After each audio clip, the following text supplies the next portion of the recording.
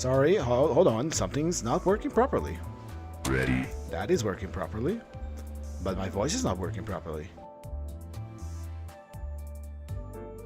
Give me but a moment.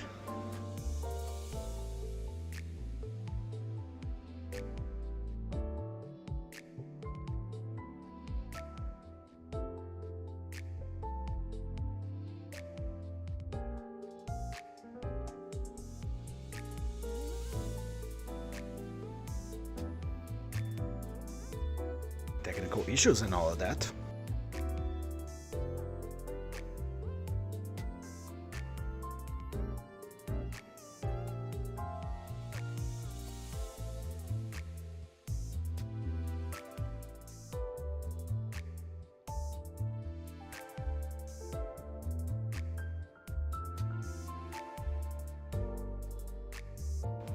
Just a moment and I will get started. We are having some technical issues here, which I don't like that is happening. Kill this task, there we go. Solve it. I'm trying to use my voice changer and it's not working for some reason. And I don't want to restart the entire stream. So give me but a moment and I'll set up things. Ooh, what a way to start, isn't it? Well, you can hear me because I'm using the normal microphone, but I haven't done the intro yet. And there we go. That should be all there is to it. And then for some reason my voice mod doesn't want to work, which is worrying. I don't want to use a normal microphone for this because I paid money for this thing, so just give me a moment and we'll get started. So I'll be saying that quite a lot.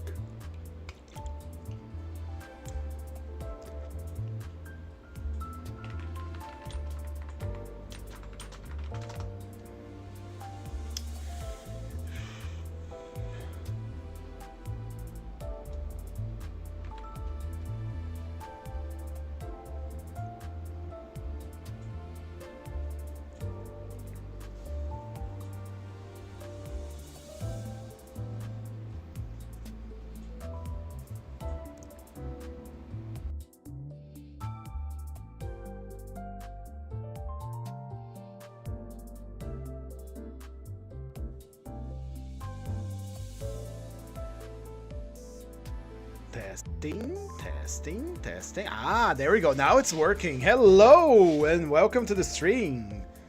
Welcome, Rome Builder. Rabies on a stick. What does that mean? Anyway, welcome to our daily Limbus Company Mirror Dungeon ID study and now book reading session.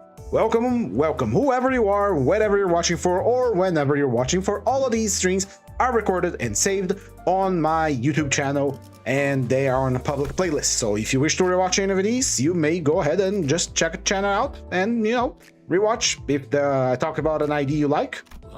In any case, today we're going to be doing something new, which is we're going to be reading books.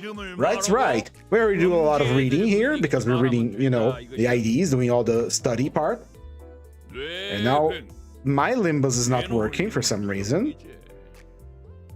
Leiheng just killed. It says connecting over here. Okay.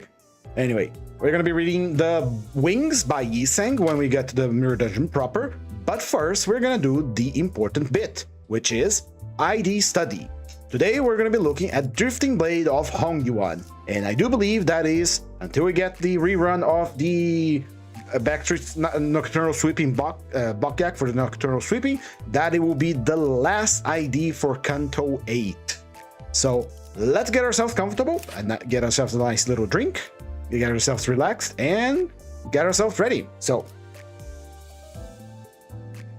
yes, this is going to be a solo run, and yes, it's only going to 4-5. The book part of the stream will be down here. I don't know if you can see it very well, but I'm trying to make the best of it, because I always have this space under my screen available, and I didn't know what to do with it. I was gonna put some fake ads there at some point, like literally just fake shitty ads as a joke, but here we are. Also, my camera is off center. Fantastic. I'll solve this later. So many technical issues today, my apologies. Like 10 minutes of the stream was just me just looking at trying to solve stuff. Anyway, On to the Drifting Blade of Hongyuan. Ryoshu has 251 HP, 4 to 7 speed, 62 defense level, resistant to pierce but fatal to slash. 62 defense level is pretty nice. It's not the highest we have seen, but it's pretty nice. Her sins are Gloom, Gluttony, and Pride, with a clashable block, Unbreakable clashable block, which is pretty nice. Her passives, I had to read about it before, but these passives are going to be absolutely worthless for a solo run, because this ID exists to support Lord Lu. I almost tempted to bring out Lord Lu, but I already committed to doing a solo run for this, so it's going to be a solo run for this. So, the base passive that we have is I would have liked to walk the Lord's path together. When another ally's skills hits an enemy, after the attack, use Hey Back Off as an opposed attack against the enemy once. So free attack, again, messing up with the whole action economy of the game. In the same turn, this unit substituted or returned to the battlefield gain True Protector's Stand. When this unit activates an unopposed attack due to the Lord of Hongyuan's Honglu's, the Heisho's Lord passive, treat this unit as if it has Heisho Pack or Gia family trait keywords. Protector Stance has a max stack of 2. She takes stack times 10% less damage. Turn start, gains shield by poison self to a maximum of 20.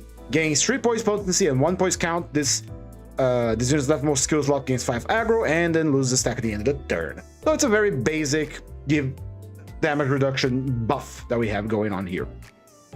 Loyal Warrior at 3 Ode Pride. If an ally is killed by enemy attack, or if the attack ally's HP is at less than 25% after the attack, after that attack, Drifting Blade of Hongyuan's Ryoshu uses Aiding Strike as an unopposed attack against that enemy, once per encounter. The Lord of Hongyuan Honglu may activate this effect one more time past its usage limit. If Hey Back Off is activated via the passive ILTLT, the skill deals 30% more damage on critical hit and heals 2 to 4 SP for one other ally with the lowest SP. Once per turn, excluding allies at 40 or lower SP. So again, as we discussed before, these passives are worthless on a solo run. If we had the Lord of Honglu helping us out, they would be pretty damn good, but we do not. So, on to the skill 1. A 6.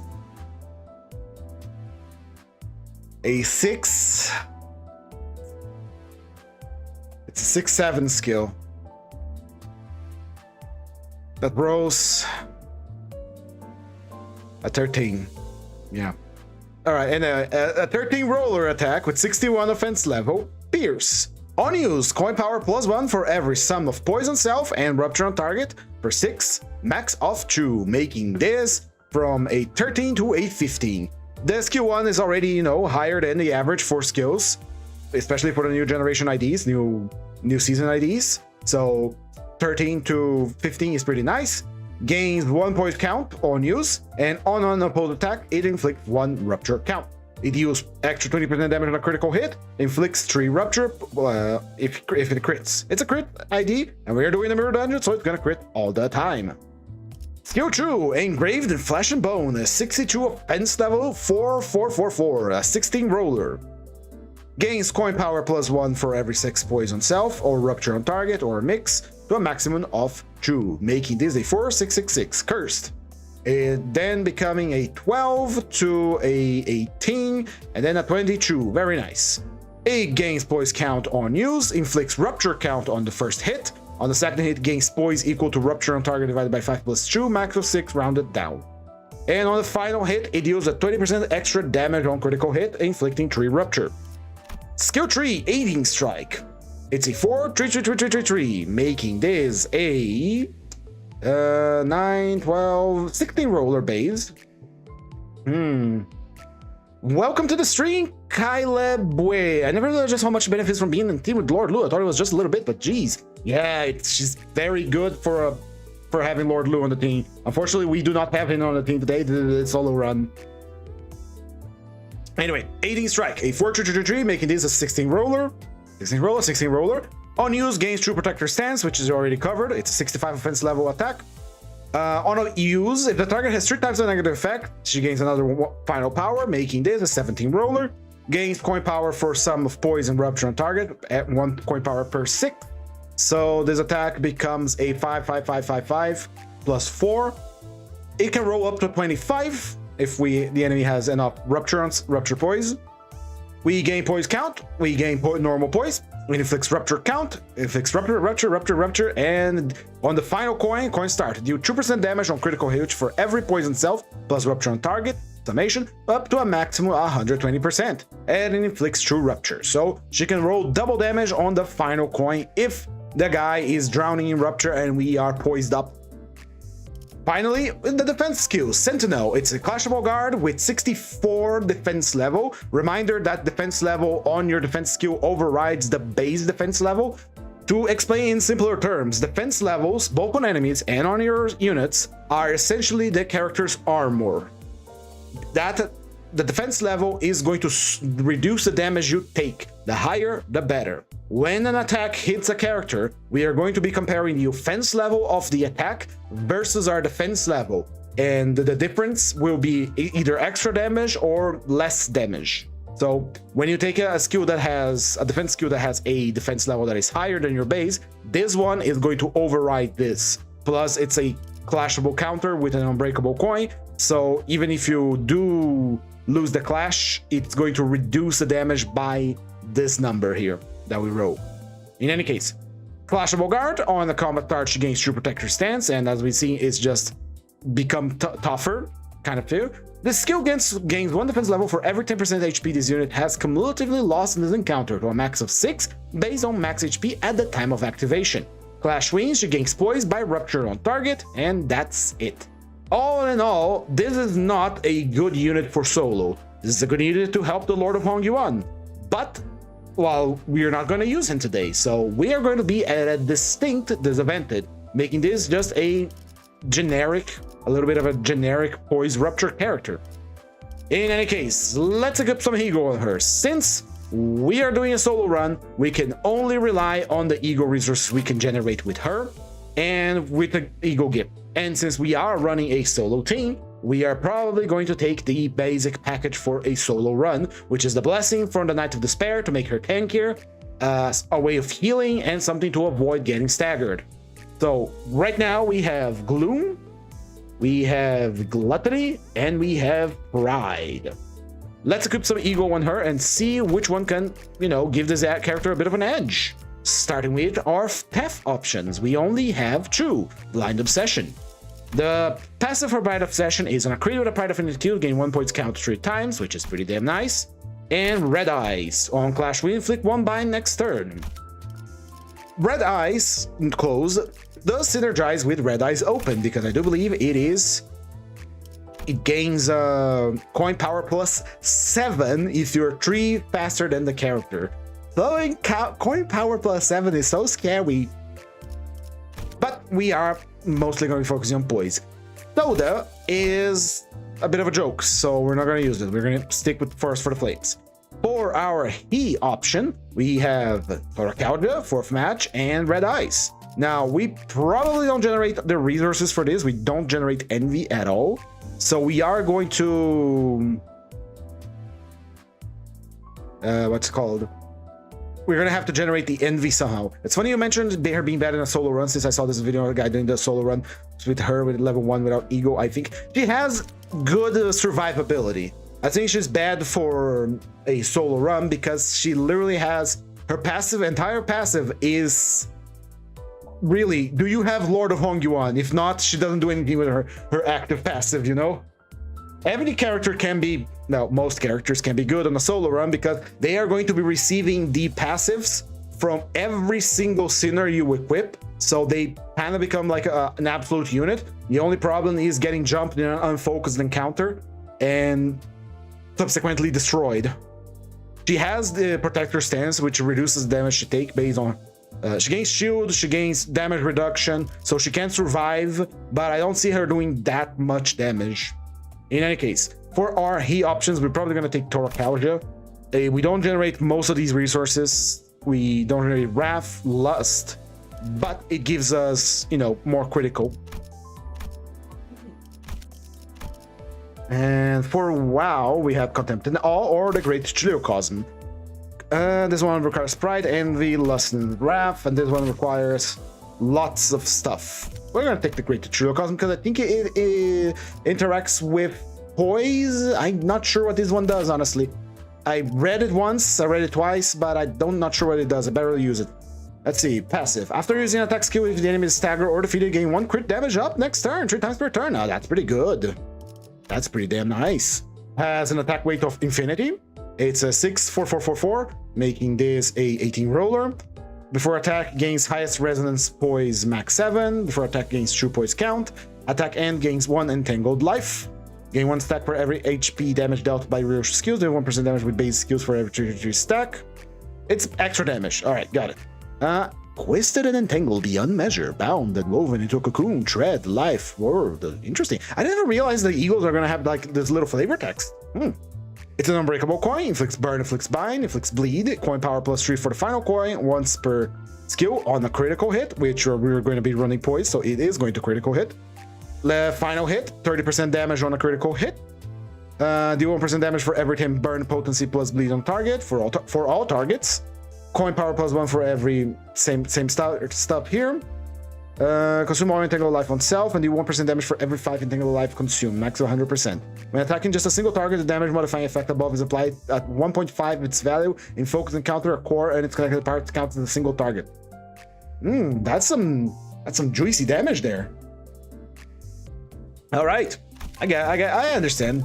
All right, now on to the team building part. We need 11 hardy lads to give her support. So let's begin with Yisang. It's just a big dramatic weak damage, but essentially just status gain, infliction, and anything special. Yeah, I don't count those honestly, because on the mirror, at least on the mirror dungeon, we are going to get gift. So I don't worry about application or count or rupture or whatever. Never did, not even outside of the game, because I could, and it's probably what keeps me from doing some truly excellent builds or beating a world record or I don't know, some crazy build that 2 shots, slay hang, because that's the thing.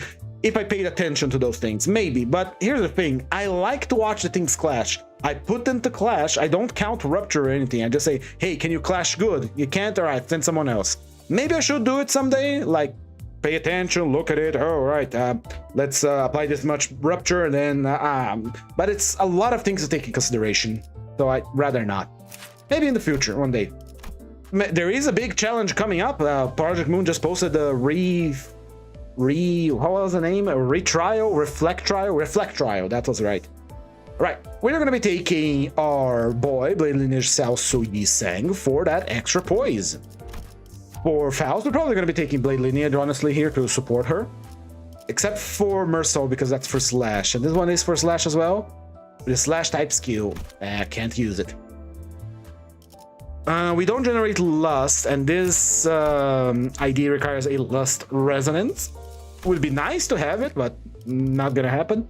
We do have the Mount Branch Adept for Gluttony Res. It's a 4 resonance, inflict damage. The defense level up, it's always nice to have. 7 Association South section is more damage against the target that is weak to that damage type. I don't like the 7 association, but passives, it's a little too finicky. Sometimes you fight an enemy that isn't strong and you just kind of lose everything. But I guess if we have all 7 associations helping you, when we do find someone that is weak to our damage, it is going to obliterate then. So I guess we could take it instead of a Gluttony Resonance. And our Gluttony is on skill 2, so it's not that, we don't activate that much. There's also the Zwei Association South section for more defense level up on a Gloom Resonance, and we do have Gloom Resonance aplenty. Let's take the Gloom Resonance, the damage reduction. Right, Dawn, how will you aid us?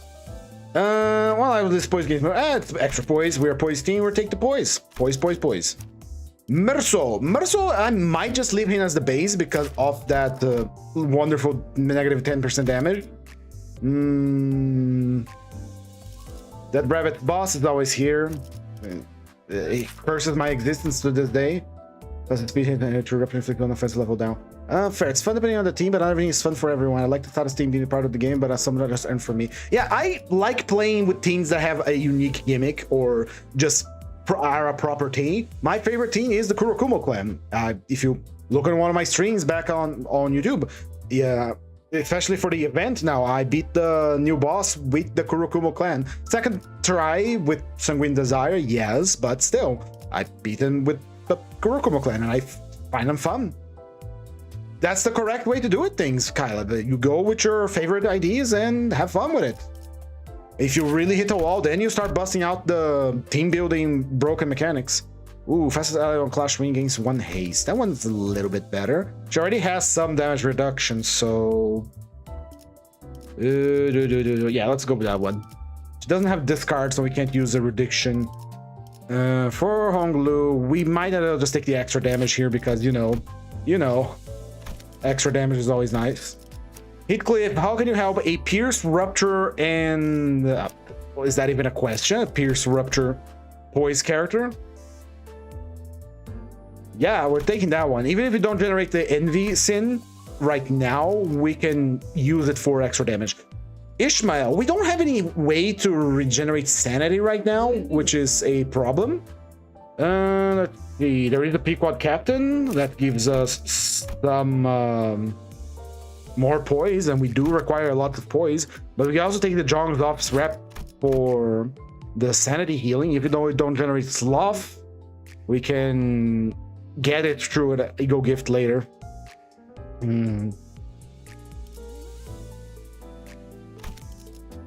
Choices. I will go with the sanity heal. We don't have anyone giving any sanity heal for her. Rhodia might just stay on her pack here because she is good. Kurokumo Clan Wakashu is more slash damage. SB Assistant Manager is defense skills is turn. Rise Association Self-Faction is a extra shield, but it is a Wrath Resonance, so we can't use it. The Event Association does give us more Rupture potency. No, they give us Clash Power. Clash Power isn't going to be a problem. We're going to keep Rhodia as is because base Rhodia is really good. As for him, you already know what it is. He's going to be wearing a costume unless he has something better to offer us. Fastest line on evade against his. We don't have an evade. House of Spiders, Pinky, fast speed. He was fast speed and gains 5 shield and starting combat with a defense skill equip. We could actually use this pretty easily. It's a true Pride Resonance. We are skill tree Pride, but we do have a Pride block, so we could use this to gain more shield and SP healing.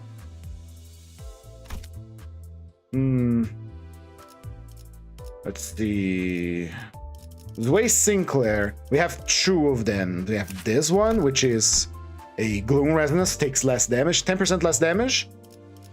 And there is the other Zway one. That's not the Zway one.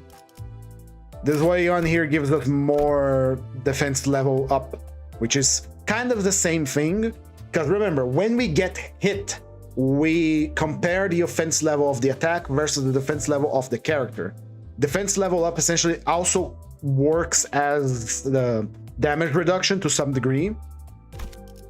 But this one is like a fixed versus a percentage, a variable percentage, and this one here just gives us shield, extra shield. The problem is that it's true resonance can only pop this on the second turn. It does give us sanity healing, so we can take this one and change her for Pequod Captain so we can get more poise out of it. Finally, we have Otis. Otis might just stay as herself because, yeah, 30% damage is pretty big. We also have the Blade Lineage one, which is the most speed is represented below 25% HP, so it's just gonna finish them off quicker. We don't have sinking right now. We don't not start with sinking. This is a Poise Rupture, so if we had sinking, we'd use normal Otis, but this one will just confirm kills for us. And finally, Gregor is Gregor. Gregor is gonna give us some starting healing, honestly. There is not much else to see here on other Gregors. All right, let's review real quick. So, extra poise from count, extra poise count, damage reduction, extra poise. The fighter. This one is giving us additional haste, although it's on a resonance. Might just take base Merceau, honestly. Yeah, damage reduction, more damage, more poise, more damage, shield and SP healing, damage on low health enemies, and healing on a clash win. Very nice, very good. This is our team. Let us deploy. And now that we are properly deployed, and I'm only gonna have to switch back from the book to the, you know, the mirror dungeon when we are in proper trouble. So let's just get the dungeon started, get our gifts and all that. For starters, we are going to be taking these two here.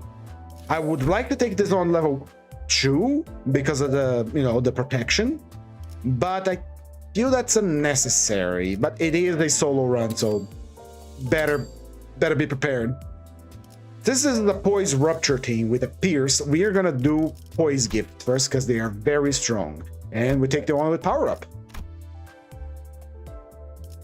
For our starter gifts, which because solo run we're gonna be taking stuff for a solo run, which is healing.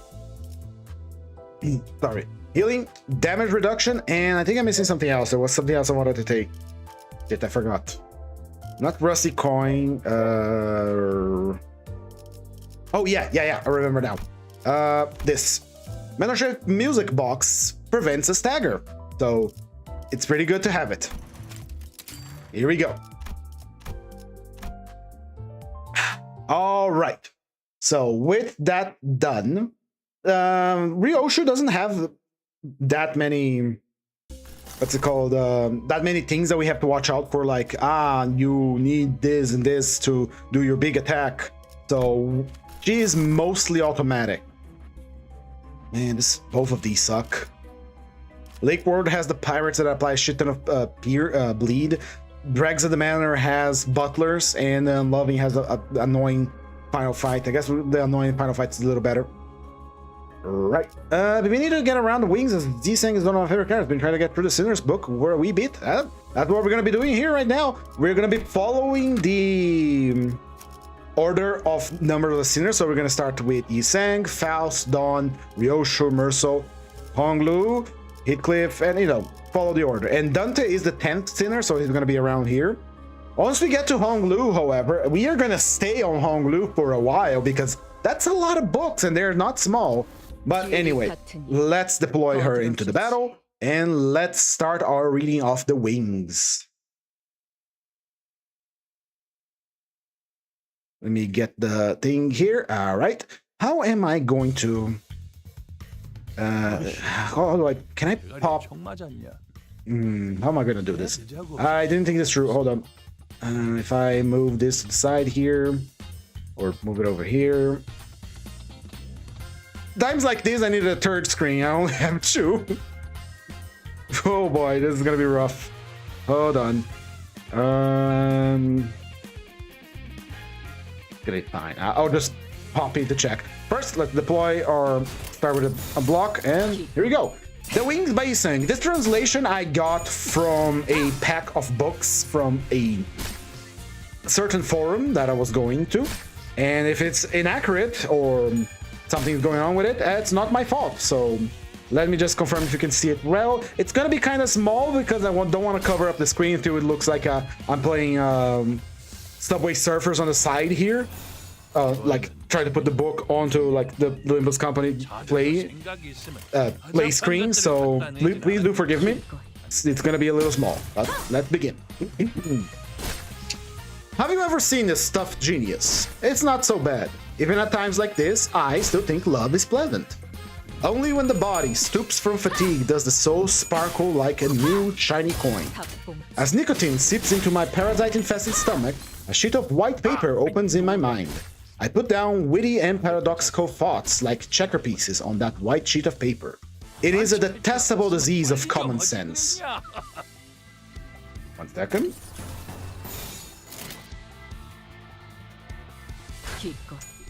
I have a plan to spend my life with a woman again. I am a spiritual straggler who has been, as it were, after a momentary peep at crystallized intellectualism, alienated from the strategies of love. I am planning a life granting only half to the woman, half of everything, that is. One step brings in that sort of life. Half of myself giggles at the other half, like true son. I might even give up life, bored to the penance by its ordinary events. Goodbye. Goodbye. You may revel in the irony of consuming the practice hated most, wits and paradox. A moment, please. It is worth trying to counterfeit yourself. Your creation would be more beautiful than any of the other everyday objects you may have seen. Please seal the 19th century off as you can. The spirit of Dostoevsky can be easily wasted. Wise was the man who compared Hugo to a slice of French bread. You must not be deceived by life or its phantom because of its details, right? Be out of harm's way, I pray you. When the bandage is cut, it bleeds. The gash will heal soon, I believe. Goodbye. Sentiment is a certain posture. I may only refer to the ingredients of that posture. If that posture develops into a stagnation, sentiment ceases to dispose of itself. Reflecting on my extraordinary maturity, I stabilize my view of the world. A queen bee and a widow, among the countless women, is there any one who is not basically a widow? Pardon, is it an insult, my theory, that the whole of every woman in real life is a widow? Goodbye. Say goodbye so much. The structure of house number 33 is just like that of a house of ill repute. At this building, 18 households live side by side. Their papered lattice doors identical, and the cooking holes identical too. And the residents are as young as blossom. There is no sun, for they look away from the sun. They block the sun's way into the rooms under the pretext of airing their stained bedding quilts on the washing line under the eaves. They take naps in the dusky rooms. Don't they sleep at night? I do not know. I never know because I sleep both day and night. In the daytime, house number 33 of 18 families is very quiet. It is quiet only in the daytime. At dusk, they take their bedding quilts in. With the lights on, the 18 rooms are brighter than they had been in the daytime. The sound of opening and closing the sliding doors continues into the late hours. They become busy. All sorts of smells start wafting around. The smell of roasting fish, the smell of wastewater, the smell of soap. The nameplates are the most fascinating of all. There is a gate representing the 18 households. Though set apart at the corner, it is always open, like a pathway. Any peddler could freely pass through this gate at any time of the day. The dwellers buy bean curd cakes at the door of their rooms, not out at the gate. To have all the nameplates of the 18 households put together at the gate of house number 33 makes no sense at all. Somehow, it had become custom that they put their nameplates above each room door beneath the tablets showing their pompous names such as Eternal Perseverance Pavilion and Auspicious Pavilion. We sure were fashionable enough to stick to the custom. At a corner above the door, we tacked my wife's business card, as large as a train ticket. Sorry about that. Hold on. I gotta divide my attention here. I'm gonna zoomer max because I have a game on the screen. Got a book on the other one.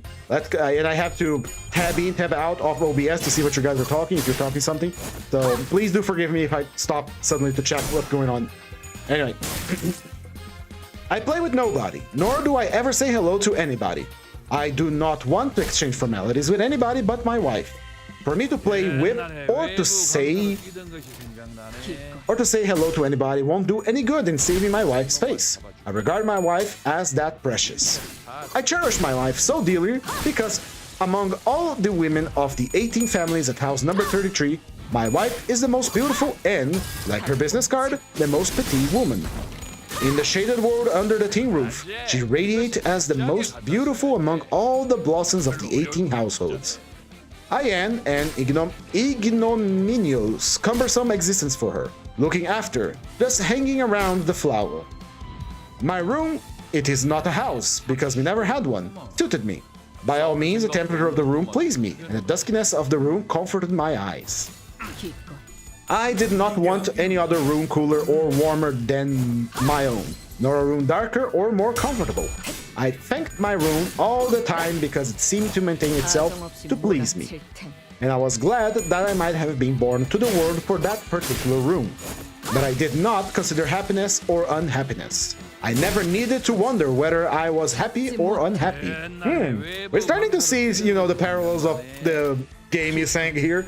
Anyway, everything was alright as long as I was allowed to laze about day after day. That I could idle in a room, fitting like a well-tailored suit to my body, and so was a convenient and comfortable situation to be in. An ideal atmosphere far apart from the worldly speculations of happiness or unhappiness. I like that environment. My room, this absolute shelter, is the 7th from the gate. Lucky number 7. I love that number like a medal of honor.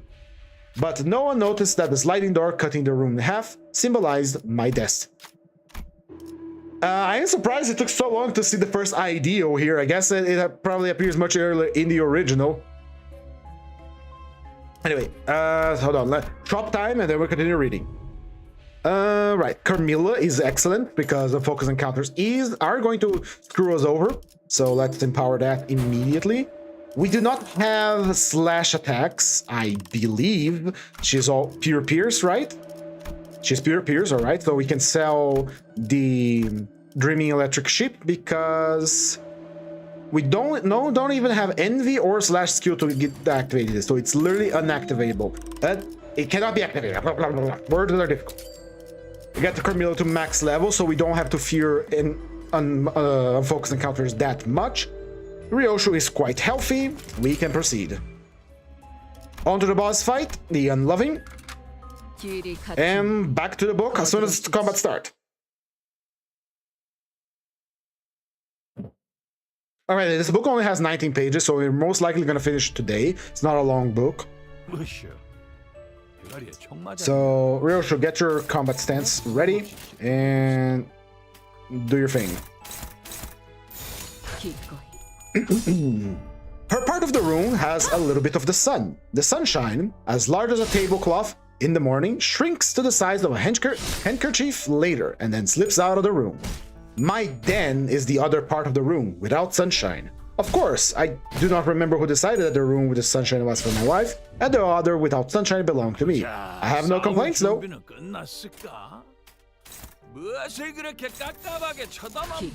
It has become a major recreation of mine that I promptly go to the front room in the morning when my wife goes out and watch various bottles of her makeup. Chests brilliantly glimmer when the sunbeam trickles over them through the eastern window. I have fun scorching tissue paper, which only my wife is entitled to use, with a small magnifying glass. The straight rays of the sun are refracted together at a focus, and that focus gets warmer and hotter until it starts scorching the soft paper. A feeble thread of smoke wriggling up, leaving a tiny dark hole. I am so thrilled by this short spell of anxious waiting that it almost kills me. Really, you sing? Well, when I'm tired of this, I play in many ways with my wife's handled looking glass. A mirror is a practical thing only when it reflects on its own face. Other times, it's only a plaything. Soon, I am tired of this fun too. My mischievous mind evolves from the physical level to the spiritual one. I put the looking glass down and crawl on my knees to the makeup chest to watch the cosmetic bottles in various colors. They are the most charming things in the world. I pick one of them, open its stopper, draw the bottle to my nostrils, and slowly inhale. Right, she is doing great. She's quite tanky. As an exotic, sensual scent seeps into my lungs, my eyelids heavily hang down, despite myself. Definitely the scent is a segment of the smell of my wife's body. I replace the stopper and begin to think. Which part of her body did I smell this from? I am not sure. Why am I not sure? Because my wife's smell is a collection of all the smells from the bottles here. He did say the sensual smell reached my lungs when we are doing what's it called, Hell's Kitchen with the I think it was the potato or the milk. Yeah, it was the spoiled milk. This is a joy to read, now that we know more about the character.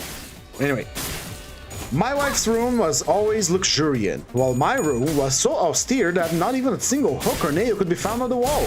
In her room, colorful skirts and vests hung in billowing bundles down the numerous pegs nailed just beneath the ceiling.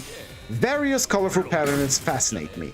I think I ain't shameful because I used to try to visualize her body and the possible shape her body might take inside of those clothes.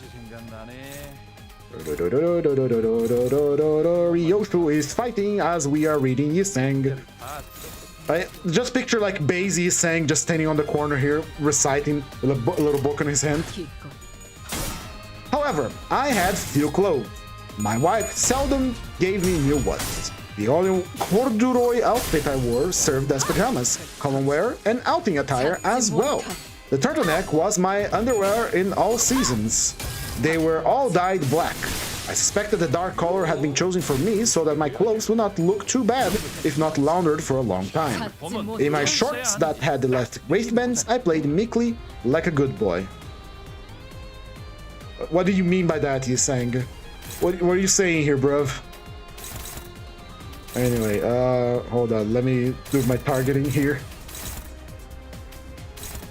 So, again, drawing comparisons to, you know, in-game Yiseng.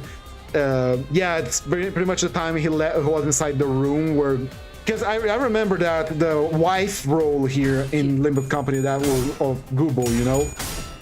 The wife is Google. He takes Yiseng to the room where it's perfect for him. There's a mirror mentioned. There is the fact that Yiseng didn't care about anything else. There's the fact that also Google drugged him, which is something we're going to be seeing soon.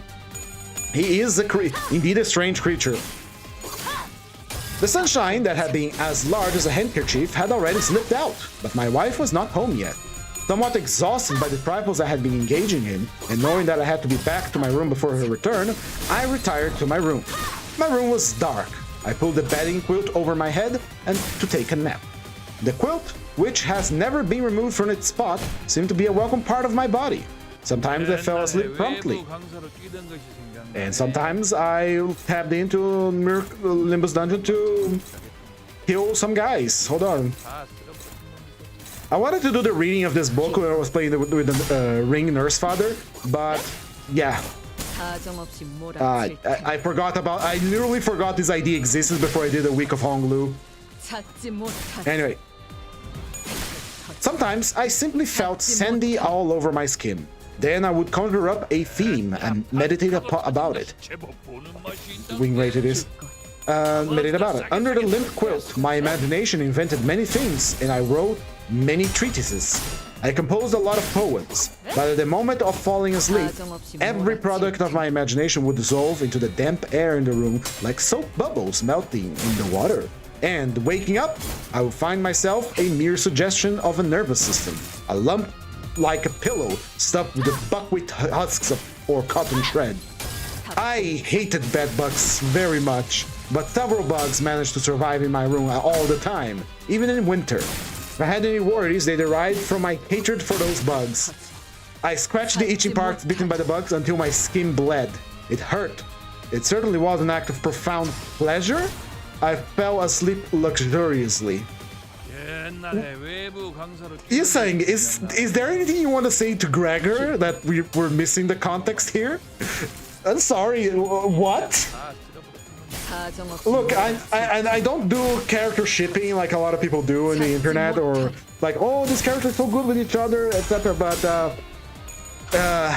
seeing Yiseng and Gregor is not one I imagined.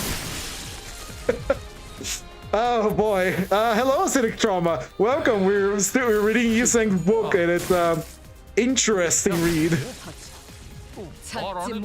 In my contemplating sessions under that damp quilt, I never engaged in positive thinking. For me, that was not necessary at all. If I discovered something positive, eventually I had to discuss it with my wife, and she would scold me, and that was bothersome.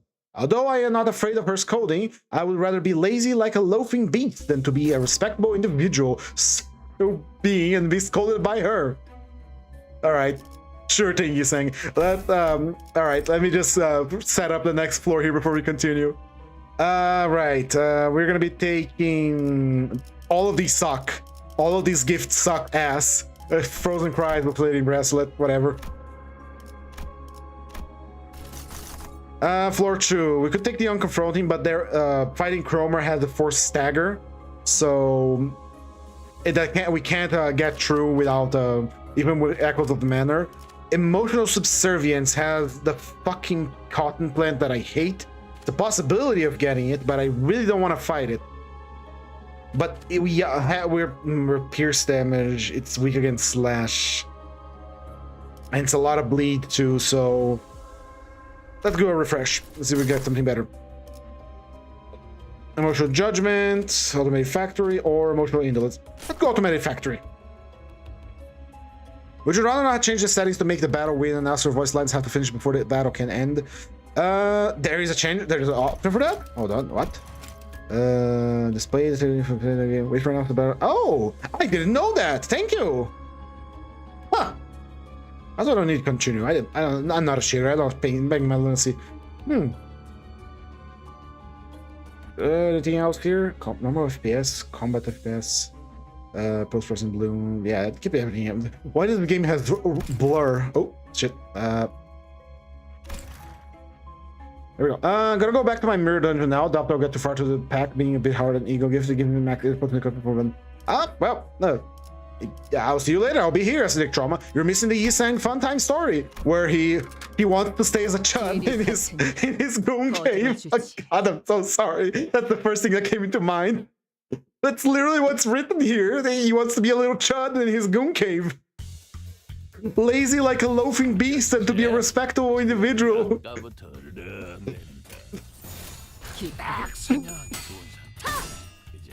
If it were possible, I would cast off this meaningless mask of humanity. For me, human society was autonomous. Life was self-providing. Everything was strange to me. My wife washes her face twice a day. I wash myself not even once a day. Jesus Christ. I usually go to relieve myself at 3 or 4 o'clock in the morning. The moon is bright. I will linger outside absent-mindedly for some time before returning to my room. So I rarely come across any one of the 18 households. Still, I recognize most of the women in the 18 families. None of them is a peer to my wife in beauty. My wife's first session of face washing at 11 in the morning is rather simple. Her second session around 7 in the evening takes much time and care. She dresses herself better and cleaner at night. She goes out at daytime and she goes out at night too. Did she have a job? How do you not know if your wife had a job, buddy? I could not tell what her occupation was. If she did not have a job, she did not have to go out, as I did not have to, but she did. She not only went out, but entertained many guests at home. Oh boy. When she had many guests, I had to stay under the bedding quilt in my room all the time she was with them. I could not play with the magnifying glass. I could not sniff at the cosmetics. On those occasions, I pretend to be sorrowful. Then she would tip me a coin, and a 50 John silver coin. I liked it. Since I did not know what to do with those coins, I used to toss them to the head of my bed until the silver coins formed a small pile. My wife saw the collection of coins one day and bought me a strong box. After I put all my coins in the box one by one, she locked the box and took the key away. I remember I kept dropping a coin every now and then, even after that, and I kept being lazy. When I found a new trinket dangling like a pimple on her forehead, I understood why the saving box was lighter than before. I stopped paying attention to the box. I was too lazy to alert myself against such incident.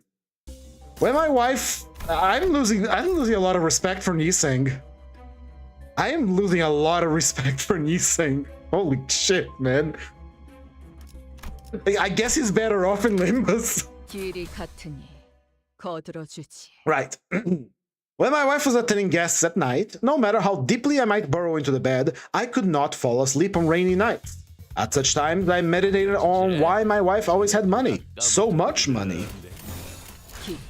The visitors seemed to not be aware of my presence at the side of the partition of the sliding door. They would frequently utter reckless jokes to my wife that I myself would not dare to share with her. However, some of her guests were well-mannered. They usually left a little later than midnight. Some others were rather uncultured. And those personalities would order food from nearby restaurants and would enjoy themselves all night. At first, I started trying to identify my wife's occupation, but I failed to figure out due to my limited knowledge and short-sighted observations of my life. I may never be able to discover what her profession is. My wife wore brand new white cotton socks all the time. She cooked rice too. As a matter of fact, I've never seen her cook, but she never failed to fetch me something to eat at mealtime. At our home, there is nothing but my wife and I, so she must have cooked the rice.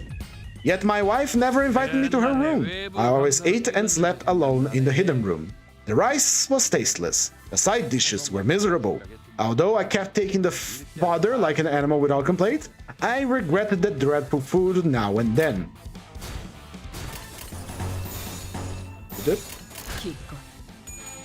Where did I stop? No. Naturally, I was emaciated, my complexion growing paler and paler. I noticed my health failing me every day. The bones stood out here and there as tokens of undernourishment. I could not stand the pain at the joints of my bones in bed, so I tossed from side to side dozens of times at night. During my inquiry about the source of her money, I investigated what kind of food was being served at the other side of the sliding door by smelling it. By smelling its door gaps, I had a troubled sleep.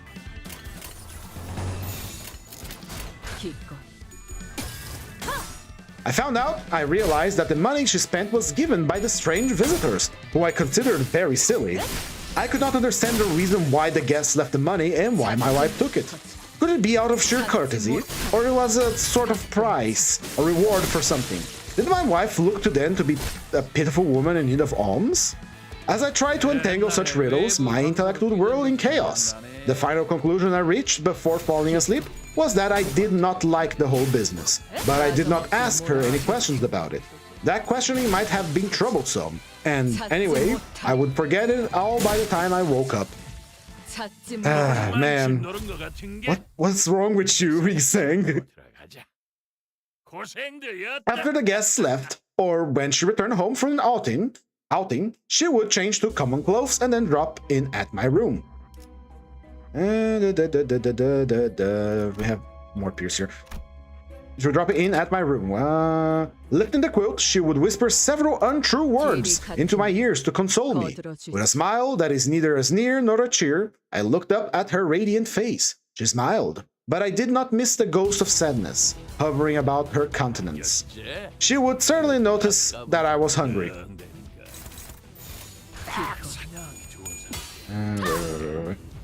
Yet she never offered me the leftover food in the other room. That was out of her respect towards me, I thought. Although I was hungry, it satisfied me. I did not care what she whispered into my ears before returning to her room. The silver coin she left on my head of my bed glittered in the electric light. Oop, oop, oop. How many of those coins could have gathered in the savings box? I did not lift the box to measure the weight, though. I merely dropped new coins into the narrow slot that looked like a buttonhole. The reason why my wife had to leave me silver coins was as much a mystery to me as the reason why the visitors offered her money. Though I did not disapprove of her tipping me the coins, it offered me no more pleasure than the short happiness lasting from the moment my fingers touched the coin until it disappeared into the miniature coffer slot. I gotta focus on the game for a little bit here. Oop, it's a capital fight, but still. Oh man. Hello, Moises and Rick. Yes, this is a Mirror Dungeon solo, and we're reading The Wings by Yiseng, and I'm losing a lot of respect for Yiseng as the more I read. It's quite something to say the character is better off in the world of the city than he is in his actual book. Anyway, one day I threw the saving box into the outhouse toilet. I did not know exactly how many coins were in it, but the box was quite heavy. I felt despondent when I realized I existed on an Earth that was hurtling with lightning speeds across endless space. I wanted to get off of the Earth promptly, lest I should feel anxious of that busy globe. After I meditated in my bed about it, even such acts as dropping the coins into the box seemed to be annoying. I hoped my wife would manage the saving business herself. I waited hopefully for her to take that box to her room, if she had a mind to at all, because my wife alone needed money, which never meant anything to me in the first place, but she did not take it with her. I almost decided to take it to her room myself, but there were so many guests for her those days that I found no opportunity to deliver it to her room, so I had to take it to the toilet. I sadly waited for her reproach, but she did not ask or say anything to me about it. That was not all. She kept giving me the coins. Soon there was a new small heap of coins by my pillow. Lying in bed, I started... One second. Why are we fighting so many slaves as Ryoshu Hongyuan? This is the... Like, I'm looking at it on my other screen here.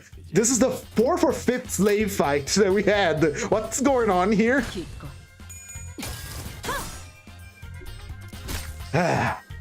Alright, let's keep reading. Lying in bed, I started a line of thought leading to the conclusion that there was no reason but simple pleasure that might have prompted my wife to tip me and the visitors to offer her money. I continued my research to determine what kind of pleasure it was, if pleasure had been the motivation for such charities. However, I could not discover it all by thinking in bed alone. Pleasure. Pleasure. I found myself unexpectedly fixated on that joy. My wife, in a way, confined me all the time. I, of course, had no complaints. Yet I wanted to learn from experience if that pleasure existed or not. I sneaked out of my room while my wife was out. Outside on the street, I did not forget to change my coins for banknotes. They amounted to 5 won. With that money in my pocket, I loitered around as I pleased so that I might get lost. The wonderful outside world, which I had not seen for a long time, did not fail to arouse my nerves. I was tired out immediately, but I endured.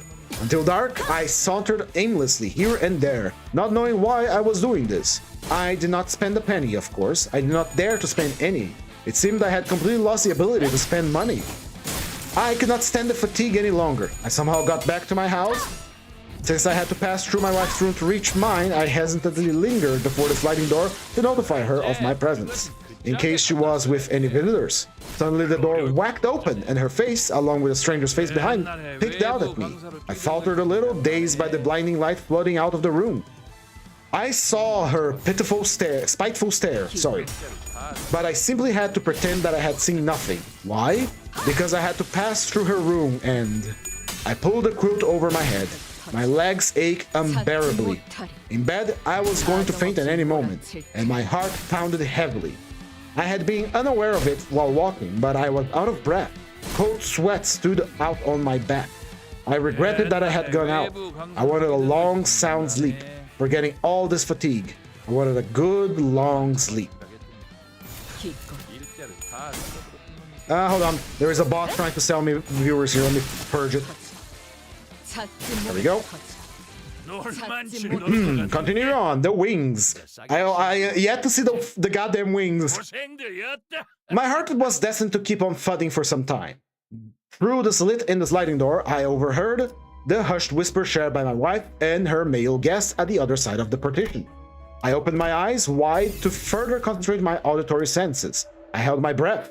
Then I heard them rise. And after he heard them rise, I'm gonna get gift now. 1 second. We're gonna be taking wrist gauntlets because that's extra free damage. More poise because we're a poise team. Can't use that. Give me a refresh real quick. Devil's Share is good. We'll take it. I do want a charge gift, so no charge gift, but we did have this one. And finally, enhancements. Let's enhance the Lucky Horseshoe. And we have a couple of gifts that we don't use here, such as this. And enhance the Horseshoe again, because more poise means more power for us, so we don't have to worry about stuff. And of course, booze. Can't forget about that. Anyway, on to the boss fight. Let's see what it's gonna be. And then continue reading the Yiseng's Goon Cave adventure.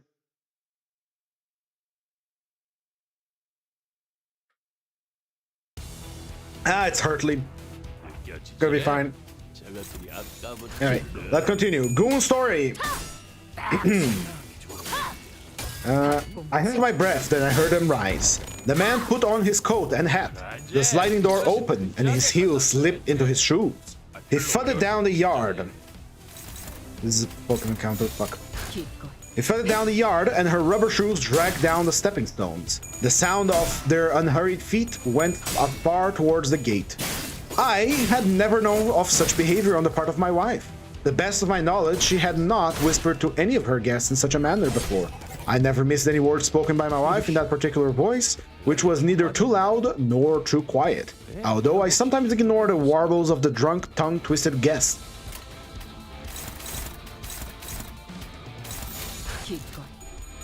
Some of the unsavory remarks made by her visitors got on my nerves, but I used to forgive them because they were relatively behaving themselves. I disapproved of that sudden change in her attitude towards her guests, probably because of some certain unavoidable reasons. I wondered, but I resolved not to engage myself anymore in this kind of research because I was tired that night. So I tried to sleep. I could not fall asleep at first, nor did she return from the gate quickly. Somehow, in the meantime, I fell asleep despite myself. My dream drifted along strange labyrinthine streets. I was shaken violently. My wife was shaking me after she had seen her guest off. I opened my eyes wide to look up at her. No smile could I see in her face. I scrubbed my eyes and studied her expression closely. Anger was in her eyes, her thin lips trembling. It was an anger that would not thaw away easily. I closed my eyes, waiting for her to explode, but she gasped a while, and then I heard her long skirt swish away as she went back to her room. I forced myself to squat like a toad, wrapping my back with a bedding quilt, and again, I regretted that I had gone out.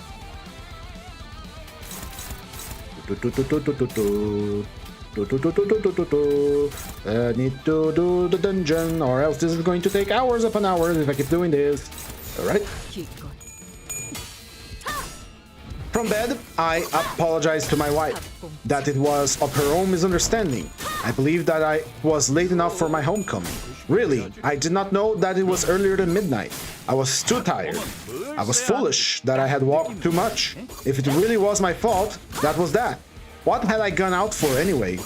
I wanted to give the money, 5-1, that I had gathered by my pillow, to somebody, to anybody at all. That was all. If it was still my fault, perhaps it was so. Was I not sorry about that? Investigate the factory, yes. Win rate.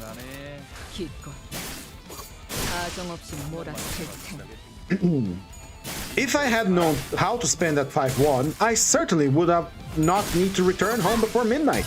But the streets were too crowded, and there were too many of them. I could not point out a single person in the crowd, the one to whom I was supposed to give that money away. Eventually, I tired myself out. Above all, I needed a rest. I wanted to lie down. I could not, but come back home. I believe it was late enough, but it was unfortunate that it was before midnight. I was sorry. I could not apologize as much as she wanted. But what was all this apology for anyways? As long as she did not understand how it had happened, it was annoying. For an hour, I fidgeted like that. I pushed the quilt away, squirmed up, opened the sliding door, and shuffled into her room. My head was swimming in half-consciousness. I only faintly remembered that, falling over her bedding quilt, I fished out the money from my pocket and crushed it into her hand. When I woke up the next morning, I was in her bed, in her room. This was the first time that I had ever slept in her room since we moved to house number 33. The sun was up high, but she was not with me. She had gone out early in the morning. Well, she might have gone out last night immediately after I had fallen unconscious, but I did not feel like investigating it. My whole body was so sore that I found difficulty even wriggling my fingers. The sun in the window, a little bit smaller than a wrapping cloth, dazzled my sight. In the column of the sun rays numerous particles of dust danced like microbes. My nostrils were stuffy. I pulled the quilt over my head and began working on a nap. But the sight of my wife's body coming from the bedding cloth stirred my nostrils, irritating me. I could not fall asleep easily, tossing from side to side, time and again, floating amid clouds of various scents popping out in my memory. The perfume smoking out the colorful bottles on the makeup chest. Right, dungeon. Offense level, offense level, offense level, offense level. We take Nebulizer and we take Pendant of Nostalgia. Good. Floor 3. We should not take any of these because they're bad. We do have a Gloom skill and that would give us more health, I guess. Sure. No, there must be something bad. Yeah, let's go Deep Sigh. 4-leaf clover guy here. So yeah, sure. Extra gift, free gifts, a lot of free gifts. We're gonna continue our reading in just a moment. Gotta, you know, do a little bit of the gameplay, but God damn it, Yisang. Why are you like that? What's wrong with you, buddy? What's wrong with this child, with this man? It's there must be people like that in real life, because you know what the fuck? I didn't expect this book to be like this, honestly. I know it had something to do like my wife drugged me, my wife was a prostitute and all that, but I wasn't expecting this. Anyway, next paragraph. As I could not stand it any longer, I kicked off the quilt and came back to my room. An assembly of bowls containing my cold breakfast was waiting there. Before going out, my wife had prepared that fodder for me. I was hungry at the moment. The first spoonful of rice felt as cold as iced fish slice against my tongue. I put down the spoon and warmed into the bedding quilt. The bedding, which had not been occupied the previous night, welcomed me, as usual. With a quilt over me, I slept heartily, very soundly. Bet you did, boy. The electric light was on when I woke up, but my wife was not in yet. Maybe she had returned and gone out again? Why should I worry? I felt better. I recalled what had happened the previous night. I simply could not describe the joy I had felt when I, collapsing, thrust the money into her hand. I was enthralled that I understood, to some extent, the psychology of the visitors leaving money to my wife, or my wife tipping me the coins. I simpered. I, who had lived in ignorance of that delight, had been so naive. It seemed I felt like dancing around. Sorry, hold on. I, who had lived in ignorance of that delight, had been so naive. It seemed. I felt like dancing around. So I wanted to go out again that night. But I had no money. I resented that I had given her all of the 5 won last night, and I regretted that I dumped the saving box into the latrine. I was quite disappointed and listlessly thrust my hands into my pants pocket, where the money had been hidden once, and fished around. To my great surprise, I felt something. It was money. Though only 2 won, it did not need to be much money. What was there was sufficient for me, and I was very grateful for what I got. I found my strength. I strutted out of the street triumphantly, attired in my only corduroy suit, unaware of hunger and my unmentionable appearance. Going out, I restlessly prayed for the hours to pass, so that I would be after midnight in no time. God damn it, we're fighting pirates. We haven't found a singular eagle generating gift, so we can't even use eagle attacks. This is bad. I could use Superbia at some point, but we'll see how it goes. Anyway. Though I liked that I had given her money and slept in her room, I was afraid to confront her accusing stare in the unfortunate event that I shouldn't return home before midnight while she was with her companion.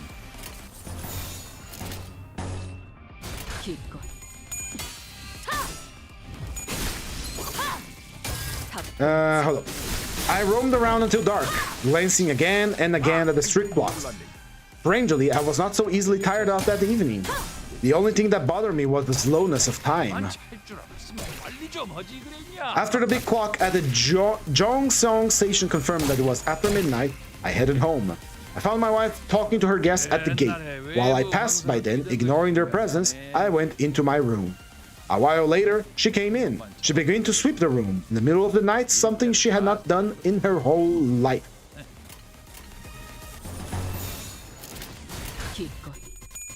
Afterwards, as soon as I heard her lie down to sleep, I opened the sliding door, plunged into her room, and gave her the true wand. She cast a questioning glance at me, as if she wondered why I had not spent the money that night, and she let me sleep in her room without any question. Oh, she died. Oops. This is what happens when the manager is busy reading the book about one of his sinners and casting very accusatory glances at Yisang right now. So, yeah. So let's get something done here before we continue reading. We don't have a singular Pierce to our name, but we do have Great Tuchilio cousin. Might be enough, who knows. Anyway, let's watch the eagle, see if it does anything, and then we continue our reading. Because Everything that I do, that I'm reading here, means I'm neglecting the game part of the stream, because there isn't much to see. The most part we talk about the IDs in the beginning. But the only time we're going to focus here is maybe on boss fights or difficult combat like this.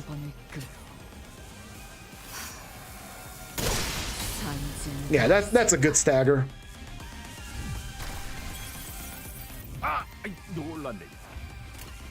Yeah, that's a good big damage. I like that.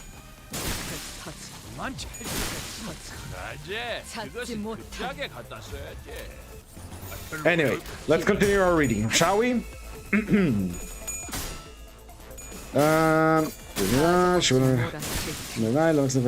I did not want to give this joy away for anything in the world. I slept soundly. The next morning when I woke up, she was not home. Lethargic, I crept back to my room and took a nap. When she shook me to wake me up, the light was on, as usual. She invited me to her room. This too was unprecedented. She pulled my arm, all the while a smile rippling on her face. I was quite restless, expecting that there might be a secret plot hidden behind such a strange attitude. At her request, I dragged myself to her room. Supper was prepared there. I remembered that I had not eaten anything for 2 days. I vaguely wondered if I was hungry at all. You saying you chud like chud? Fucking hell. I reasoned that even if a thunder of wrath followed this last supper, I would not be resentful. In fact, I had been too annoyed by the boring human world. Everything bothered me and troubled me, but an unexpected catastrophe would have excited me. Peacefully, I shared that quite odd supper with my wife. We didn't talk to each other, so after supper, I simply slouched up and shuffled back into my room.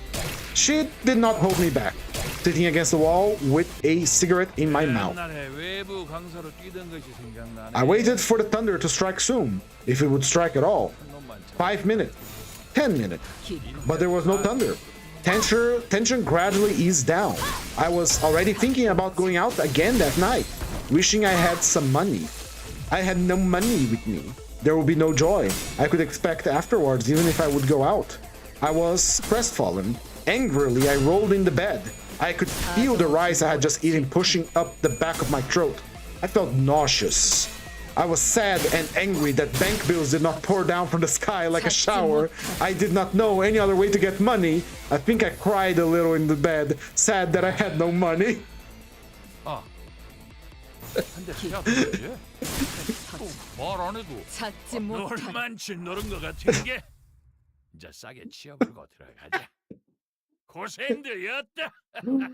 my god, you sang? Right. Oh, we won the fight. Oh, are we gambling today? We are. Yes, we are. Insert the coin. And... nothing. It ate the coin. Moving on. Hold on. Oh my god, saying this book. Then my wife came into my room again. Holding my breath, I squatted like a toad and waited for the violent reproach I anticipated to follow me. On the contrary, the voice emitting out of my wife's lips was a tender one, spoke with affection. She said she understood why I cried. She said it was because I had no money. I was surprised. I was worried by her ability to so thoroughly understand my mind, yet I was happy because I noticed from the way she spoke to me that she would give me more money. As I waited for her next move, wrapping myself with the quilt, here, she dropped something near my pillow, something that sounded like a bill. Then she whispered into my ear that it would be perfectly alright if I returned home that night later than usual. That was by no means difficult. Above all, I was grateful for the money. Anyway, I went out. I had poor eyesight, so I chose to wander along the brightly illuminated streets. I went to the Jongsong station and stopped by a tea room near the waiting hall for the express passengers.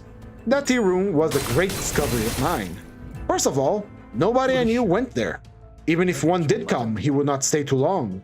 I decided I would come to that tea room every day to pass the time. He's squatting, I see. What I liked about the place was that the clock there kept more accurate time than any other clocks anywhere else, so I did not have to face any misfortune of returning home too early, mistaken by a stupid clock. I sat with nothingness in the booth and sipped a cup of hot coffee. Amid the busy hours, the passengers seemed to enjoy a cup of coffee with relish. They would gaze at the wall as if in deep thought, sipping the coffee in a hurry, and then would leave. It was sad, but I truly loved that sadness about that place. Something I cherished more than the depressing atmosphere of the other street-side tea rooms. Hold on, we can use a skill 1 on this guy because he's about to die. Skill 3 on this guy is full health. Skill 3 over here. And we have another pose. We're going to ignore that counter. But I truly love that sadness about that place. Something I cherished more than the depressing atmosphere of the other street-side tea rooms. The occasional shrill screaming of the train horn sounded more familiar and intimate to me than Mozart. I read up and down the short list on the menu several times.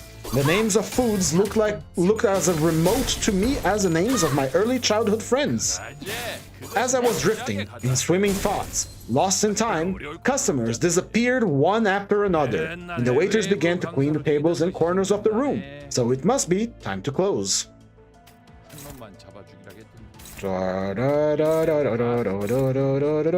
And kill that wheel. A little past 11, the tea room ceased to be a shelter for me. I shambled out, worrying where I should go to pass the time, loitering until after midnight. It was raining. The raindrops were big enough to harass me, for I did not have an umbrella or a raincoat. In such shabby attire of mine, I could no longer loiter in the hall of the station, so I left the place, ready to risk the rain. It was so cold outside that I could not stand much of it. My corduroy suit was soaked, my underwear damp and clammy against my skin. I tried to wander in the rain for as long as I could.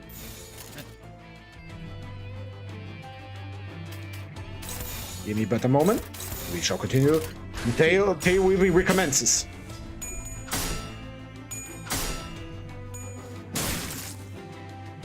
I tried to wander in the rain for as long as I could, waiting for midnight to come and go, but I could not stand it for too long. I got chilly with fever, my teeth chattering. Hurrying with pace, I thought, well, she certainly wouldn't have any guests on a night like this. I decided to believe she had no visitors. I had to go home. If she unfortunately had guests, I would beg for her understanding of my situation. She could see it was raining so hard, and she would forgive me for anything. Would she? And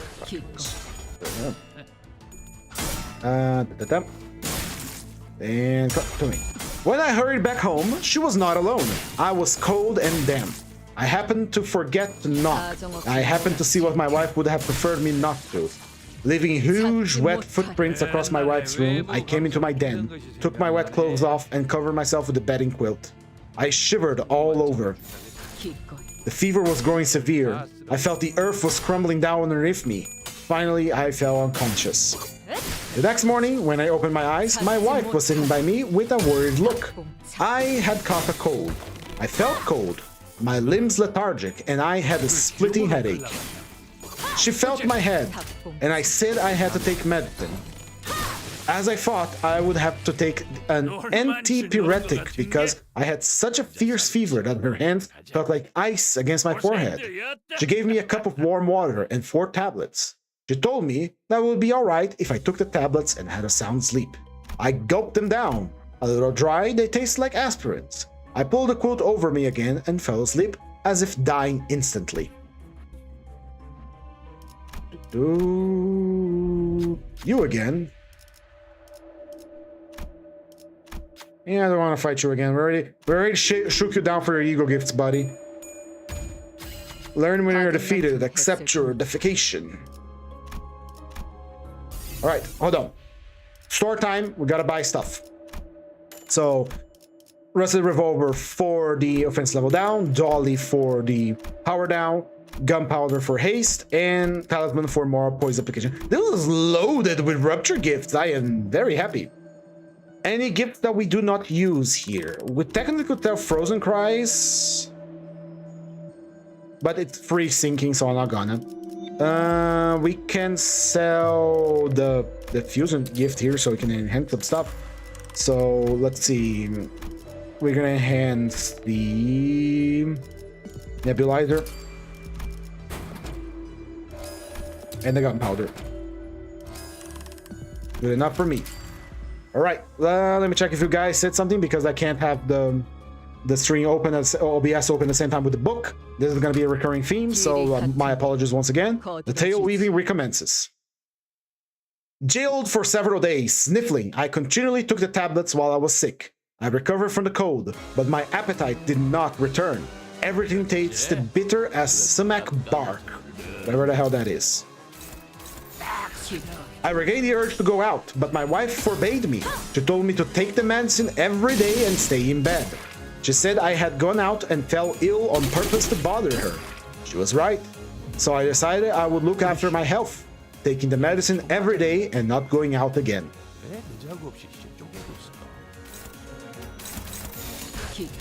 I slept day and night, covering myself with a quilt. Day and night, deadly sleep hung heavily over me, and I firmly believe it was evidence of my recovery that I wanted that much sleep. It seemed a month had passed that way. My hair and beard had grown so long that I felt scruffy. Let me get the green out here. So I snuck into my wife's room while she was out and sat before the makeup chest to see how I looked. It was quite a sight. My hair and beard bristled out in all directions. I made up my mind to have my hair cut today, and I took the bottles, removed the stoppers, and sniffed the perfume one by one. The scent I had forgotten for so long stung my nostrils. I called my wife's name in my heart. Yomsin. Ah, that was a character in one of the Kanto. I don't remember which one was it, but yeah, I think that was the character. Yomsim. I play with the magnifying glass too. I play with the mirror. The sun rays trickling through the window were so warm. Well, it was May already. I stretched myself and lay down in my wife's bed, and I wanted to brag to God that my life was so comfortable and pleasant. I maintained no relations with anything in the world, not even God perhaps, could praise me or punish me. Then, I noticed a very strange thing. It was a bottle of soporific Adeline sedatives. I found it under the makeup chest, and I thought it looked like aspirin. I opened it. Exactly 4 tablets were missing. I remembered I had taken 4 pills that morning. I slept yesterday, the day before yesterday, and the day before that. I had been heavily drowsy, and I had recovered from the cold, but she kept giving me the drugs. While I was sleeping, a neighbor's house was on fire, and I did not notice. I did not know it because I was asleep. I slept like that then. Then I must have taken Adeline, believing it was aspirin, for a month. That was too much. Really, that was what was too much, buddy? Really? Anyway, continuing on with the reading. All of a sudden, I felt nervous, and I almost fainted. I left home with the bottle of drugs in my pocket, and I went into a park. I did not want to see anything of the human world. Plodding, I tried not to think of anything about my wife. I did not want to faint on the road. I was going to do some research about my wife after I found and settled down at a sunny place. I thought about the multiplication and breeding of the roadside forsythia, the skylarks, and the stones. Fortunately, I did not faint on the road. There was a bench. I sat on it stiffly and began my investigation on aspirins and Adelines. But my mind was in such confusion that I could not think straight. I turned gruff and frustrated because restless thoughts would disturb my investigation constantly. I took out the 6 remaining Adelines from my pocket and chewed them all. They tasted funny. Then I lay down full length on the bench. Why had I done it? I could not give the reason. I simply wanted to. I felt deeply asleep there. In my sleep, I faintly heard the distant chatter of a stream running among rocks. When I woke up, the day was already bright. I slept there 1 full day and night. The landscape looked pure yellow, a flock of thoughts about aspirin in my head. Aspirin, Adeline, aspirin, Marx, Malthus, Matros, aspirin, Adeline. What? What are you talking about, buddy? Anyway, hold on. Ego gift choosing time. Right, we already have Carmilla. We desperately need coffee and cranes and Angel's Cut, so we take what we don't already have. Oh, we got a freebie. Oh, we got to take imposed weight? Fuck it, why not? Oh, though, yeah, that might just be a mistake, so... Floor 4, we are still on time, surprisingly. let's go visit Santa because they're weak to pierce, and we have a pierce weapon. She has a spear. Ah, man, I wasn't expecting this out of Yiseng of all people, man. Right, 1 second, please.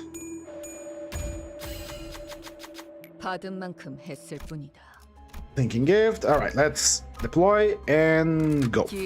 Back to the tale. My wife had given me Adeline for a month, telling me they were aspirins. I only found out because I found a bottle in her room. What purpose did she have to make me sleep day and night? Why did she do while I was asleep after she had given me the drug? Was she poisoning me? What had I taken might have really been aspirin after all. Maybe the Adeline was for her, to help her fall asleep and overcome a certain agony she has. If so, I was sorry. I was sorry that I had suspected her so much. I hurried my way down the hill. I walked towards home, my legs reeling beyond control. It was almost 8 o'clock.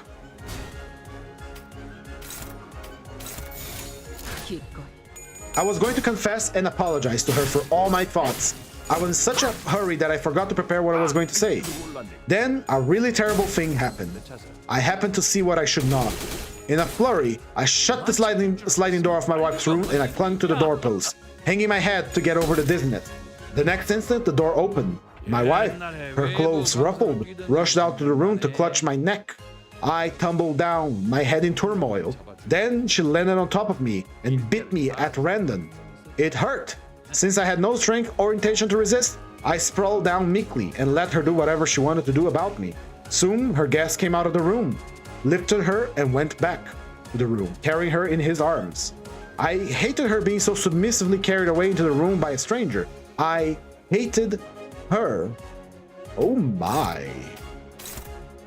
Finally realizing that she was not, you know, like entertaining guests, but actually entertained them in a different way. Anyway.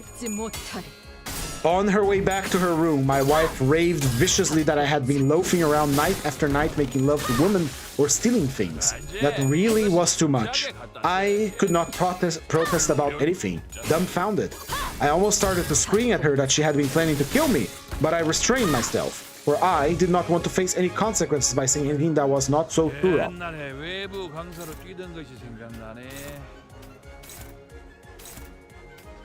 Yo, I really have to consider how did she think he was doing anything like that when he looks like a hobo. He was sleeping in a bench on a park. What kind of unspoken risk does Yiseng has that she could consider that he was out there with women, much less stealing? The guy is an underfed stick that can barely stand up. Whatever.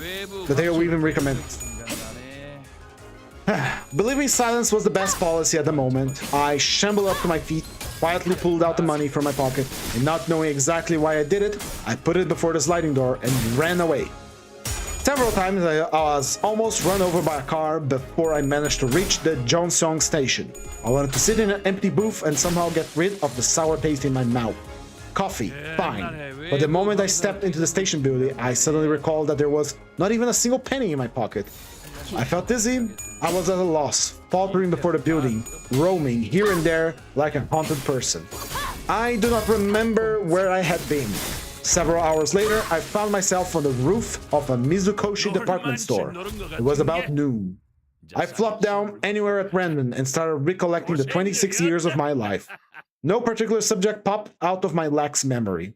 Then I asked myself, what desire do you have for life? But I did not want to answer whether I had any desire at all. For me, even the significance of my own existence was difficult to decipher. Stooping, I watched goldfish in a nearby bowl. They looked nice. The bigger ones, as well as the small ones, looked lively. In the showering May sun rays, the fish dropped their shadows at the bottom of the glass bowl. The fins waved like handkerchiefs, trying to count the number of fins. I kept stooping down. My back was warm against the sun. I looked down at the little street below. Down there, the tired light swayed heavily like the fins of the goldfish. They could not free themselves from the glue, the invisible tangle of threads shackling them. I realized that I could not but mingle into that littered street, dragging my body, suffering from fatigue and hunger. Arcalgia. Time to obliterate these gnomes. Suddenly, I stopped to think. Where was I now going? My wife's face popped out before my eyes. Aspirins and Adeline. We misunderstood each other. How could she have given me Adelines instead of aspirin? I would not believe it. She could not have done so, as I did not go around stealing or making love to women every night. It was not so, really. We were like a crippled couple, destined not to match with each other's gait. I did need to summon any logic to justify her behavior or mine. There was no need for any defense. We would stumble on, truth and misunderstanding on their own separate ways. Was that not the usual way? But I was not so sure if it was correct for me to trudge back to my wife. Should I? Or else where should I go? A siren wailed, announcing noon. It was a glorious noon, people vigorously whirling around amid a commotion of glass, steel, marble, money, and ink. My armpit suddenly itched. Ah, it was where my imitation wings had split out. The wings that I had no longer. The deleted phantasms of hope and ambition flashed in my mind, like the flipping pages of a pocket dictionary. I stopped my pace and wanted to shout.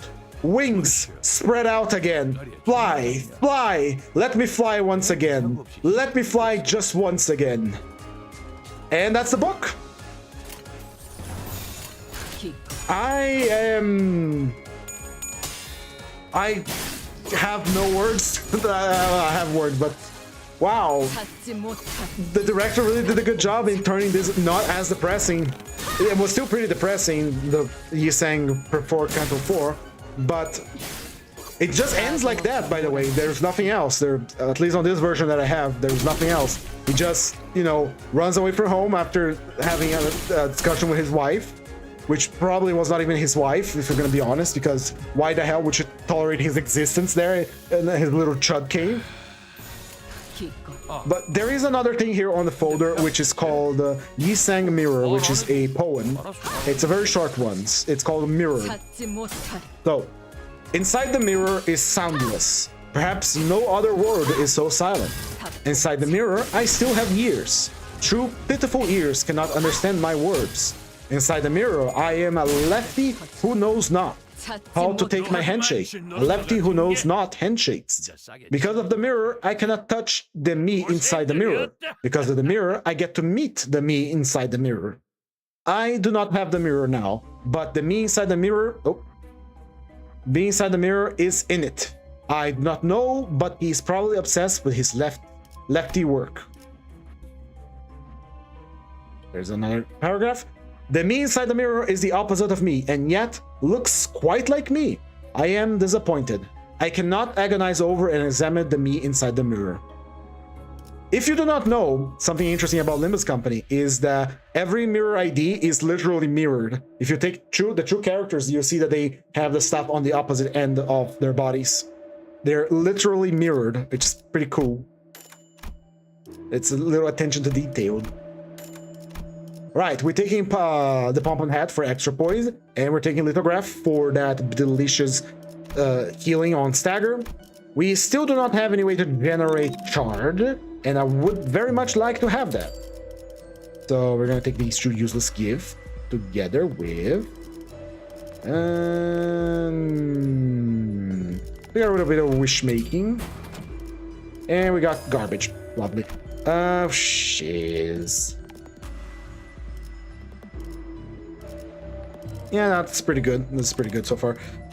All right, what did you guys that are currently watching think about the sad little life of Yisang, the book Yisang at least? Because I knew some stuff about it. I knew that he was drugged by his wife. I knew that he was his wife was pretty much said that she was a prostitute. I'm not gonna cut words here. She was pretty much a prostitute. He was living inside his little chud cave, and he cared not to be like a individual in society at all. He was like, maybe he was like a hikikomori, if you don't know the term, it's like people who had given up on life. But he was pretty happy having his wife So I don't know what to make of it. I literally think that Yiseng in Limbus is better than the Yiseng in this book. There is a few other PDFs here called Yiseng Selected Works. It's a 260-page document, which we can take a look around, I guess. Has a bunch of poems. Here you have Crow's Eye View. So let's continue. I think they're translated and there's no way to tell. Oh, Paradise Lost is here too. Interesting. Right. This is Yiseng. There he is. I don't know if it's showing good on stream. Yeah, it is. It is showing pretty good. Alright. Yiseng a timeline. We can read this later. There's poems. Alright. Poem number 2, poem number 3. I remember I have seen these poems before. They look all sorts of funky.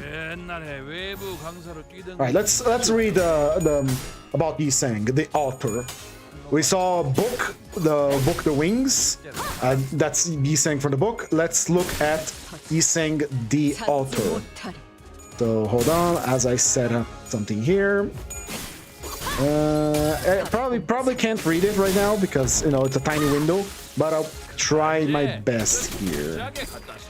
All right. 1910. August 29, Japan-Korea annexation was signed, making Korea protectorate of Japan, and the Korean emperor conceded sovereignty of the Korean territory to the emperor of Japan, effectively establishing Japanese hegemony over the Korean peninsula. Born September 23, Yiseng was the eldest of 3 children, having 1 sister and 1 brother. His given name was Kim Hee-kyung. Yiseng was his pen name that he chose later in his life. Yiseng's father, Kim Yong-chang, worked in the printing of spice of the Royal Palace of Korea just before the beginning of the Imperial Japanese period. In an accident at the printing office, Yiseng's father lost his fingers and had to quit his job. Afterwards, he opened a barber shop to support his family. In his essay, A Journey into the Mountain Village, Yiseng conjures the sound of scissors while recalling his childhood. 1913, Yiseng was adopted by his uncle Kim Yeon-pyun, his father's older brother, and was raised in his uncle's household. His uncle, the eldest male sibling in his generation of the Kim family, could not produce a male heir with his wife. This made Yiseng the eldest male child in the family, and the traditional inheritor of a family's name and mantle of responsibility. Yiseng became a surrogate son of his uncle, and his uncle financially supported his education. 1914. Around this time in Zurich, Switzerland, a group of artists, poets, and writers began an avant-garde literary movement now collectively known as the Dadaism. Dadaism's experimentalism, especially that of typographical literary innovations, became an important source of inspiration for Yiseng's poetry in the colonial Korea of 1930s. 1990, March 1st, a massive non-violent protest broke out through the Korean peninsula against the repressive colonial rule of the Japanese Empire. The event began with the reading of the formal Korean Declaration of Independence. The declaration was made in conjunction with announcement of several complaints against the Japanese Governor-General. The complaints address issues of discrimination made by the government when employing Koreans versus Japanese people, a disparity in the quality of education being offered to Korean and Japanese people, mistreatment and open disregard of Koreans by the Japanese occupiers, heavy taxes, forced labor, land confiscation, suppression of Korean culture and teachings at schools, and exploitation of Korean labor and resources. The declaration and the protests that followed, which involved nearly 2 million Koreans participating in over 1,500 demonstrations, were brutally put down by the Japanese police, force, and military, and several thousands were massacred. Several thousands. Not a few. Several thousands. 1922. During high school, Yiseng aspired to become an artist. His education up to this point, and even beyond, would have entirely been taught by Japanese instructors, and almost of his studies done in Japanese. Gift selection time, sorry. HP and Clash Power, taken easy. Right, we are at the 5th floor now. Let's finish this. Refresh. And we got Unbound Wrath and the Dream Ending. Unbound Wrath is pretty bad. Winning Thread is impossible for this character right now. Dream Ending means we have to fight Sancho and the goddamn... What's their faces? I'm just gonna finish with Blind Madness, honestly. feels fitting. I want to have every character from Hongyuan fight off against my farm empties at some point. Anyway, let's continue reading about Yi Seng the author now, after we read The Wings. So, 1924, André Breton's Surrealist Manifesto was published by Yi Seng. Yi Seng did not directly reference Breton's manifesto in his writing, but the influence of Surrealism, along with that of Surrealism's predecessor, Dadaism, are crucial aspects of his work. Is it? I don't know much about art movements. Fuck it. Right. 1925. In August, Korea Artista Proleta Federatio was formed, more popularly known as the KAP. These Korean socialist artists use Esperanto to write their organization's name in international solidarity with the proletariats of the world. Fresh for boys. Ooh, this is good. We'll take it. And we'll... damn it, we gotta sell something. 1 second, please. We'll continue our reading in just a moment as we sell these gifts for buying tier 4 one that is right there. There we go. We got good Pierce power now. One of the disadvantages of doing this reading on stream, while it's very interesting, it was very fun to read, although kind of depressing for the character that is Yi Seng that we know now, especially after Kanto 4 where he becomes a happy boy, is that I don't pay much attention to the game, but then again, there was not much to pay attention to before we do the ID study, and then the fight kind of goes automatic unless we face off against a very difficult battle, you know? So let's begin. Well, continue our reading about the guy here. What the hell? There we go. The CAP members were involved in fierce debates of the societal role of art in the colonial era and created radical works of poetry and fiction. They were Yi Seng's contemporaries and a major presence in the Korean literary scene when he began to publish his own writing. Yi Seng's poetry and prose have been categorized as Korean modernist writings by Korean literary scholars since his death. In fact, Yi Seng's work... Wait, hold on. Yi Seng's work would be considered as having introduced key modes and concepts of Dada and Surrealism into Korean literature. Like the artists of CAP, Yi Seng engaged in critical issues of his day with his own radically experimental poetics. 1926. After graduation, Yi Seng attended a vocational school to become an architect. Yi Seng in Limbus Company was also an architect in T Corp. Do you remember that? 1928. In a yearbook of his vocational school, Yi Seng first signed his name as Yi Seng, rather than using his given name, Kim Hye-kyung. Professor Kwon Young-min of Seoul National University has proposed the theory that Yi Seng came up with his pen name in order to honor a gift given to him by a fellow painter friend at the same school. The gift was purportedly a painter's box made out of plum wood. The literally Chinese characters for Yi Seng's name are, I don't know this, the first character Yi means plum tree, and the second character Seng means box. Yi Seng's painter friend was likely Korean Impressionist painter Gu Bon Wong from 1906-1953, who has Yi Seng's schoolmate. Later, Gu Bon Wong would also paint a portrait of Yi Seng titled Portrait of a Friend. 1929, after graduating first in his class... Actually, hold on, let's look at that for that portrait. Portrait of a Friend by... what was his name? Gu Bong Wong. Gu Bong Wong. Let's see if we can get the name of this here. Wow, that is very handsome... That is a very handsome...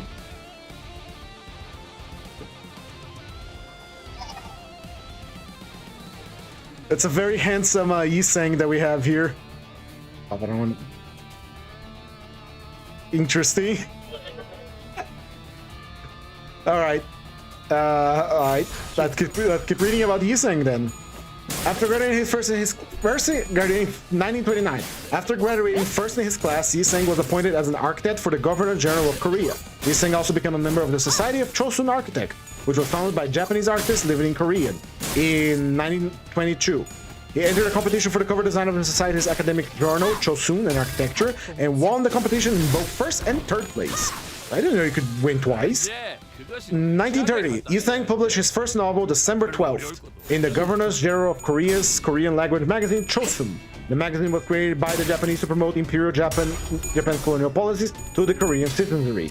The novel was materialized that year in 9 settlements from February to December. In October, Mitsukoshi department store opened a branch in downtown Keijo, the Japanese Empire's name for Seoul.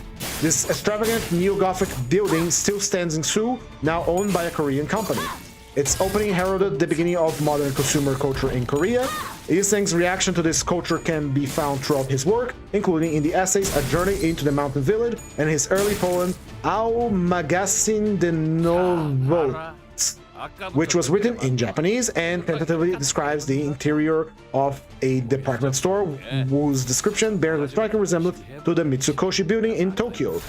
The poem begins with the following lines: the square in the square in the square in the square in the square, the square circle of the square circular motion of the square circular motion, the Eastern autumn that welcomes the fragrance of coty unmoored from spring in Marseille. What? 1931, Yusang entered the 10th Chosun Arts Exhibition with his Western-style painting, Self-Portrait. Around the same time, Yusang published his first Japanese poem titled Abnormal Reversible Reaction.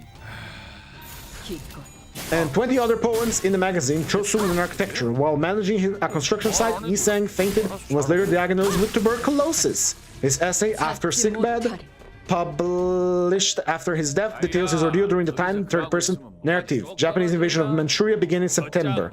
The war would continue until 1932 and end with Japanese victory. The annexation of Manchuria lasted until the end of World War II. Yusang's poems, such as poem number 12 or Crow Eye View and Street Outside Street, can be read as elliptical responses to the military violence of his time. Right. Before we continue reading about Yusang, let's face my form empties with some degree of respect. After all, he is the final boss here right now because we did explore 5, so let's actually try and, fight against him properly. He is already part broken. How is he already part broken? I guess Carmilla just destroyed him or something. I did not attack him yet. Anyway, how do we have so much sinking? Oh yeah, Gloopo. This is what happened. I am not paying attention to the game. I'm reading about the Korean artist Yusang and we read The Wings, but I'm not paying attention, so I don't know what was happening with Ryoshu. Thankfully, she's a very good idea at, surviving, and we do have proper gifts to make her, protect her.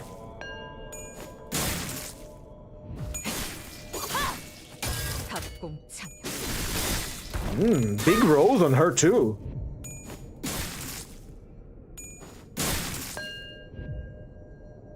Right, do we have everything for passive? No, we don't. We don't have Captain's Orders and this one and this one. Just resonance ones. So here we go. Anyway, Kyleb on Twitch, I retract my statement. She seems, even without any attention from me, because I was reading something else, she did pretty damn good. She only lost 1 fight because it was pirates, and pirates just apply a shit ton of bleed, but she did exceptionally well for herself there.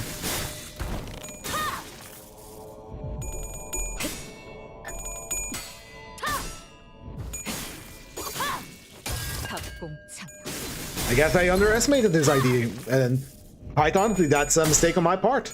I should have taken her to when I did the MD Extreme, but I want to do all the Hay shows. Not bad at all. Anyway, I want to keep reading about the stream is gonna go for a little bit longer just so we can finish reading about Yusang after we're done with my form empties, because I want to finish at least like the story of who Yusang was, the author, before we continue. But man, Yusang, how were Yusang book Yusang? How were you such a little chud? You were your goon. I don't want to leave my goon cave. I don't want to be. I don't want to do anything as long as I can live with my wife, who totally loves me, and is not a prostitute that is drugging me. Why did she keep him? did she keep him around? Did he own the building or something? Was he actually his wife? That's my question, because it didn't sound like they were married or talked at all. But I guess it's like a different culture. Maybe that's common there. I don't know. But I couldn't see like a guy that spent all his day inside his little goon cave doing nothing, not even talking to you. Could be your husband or something. Hello. Vomit?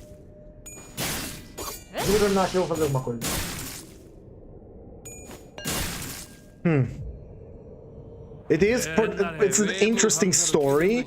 It's kind of a sad story, but come on, man. What was wrong with him? What was his major malfunction? What does he even do? I guess we're gonna learn more about why that story was written on the, you know, the who is Yi saying that we're reading here right now. But what the fuck?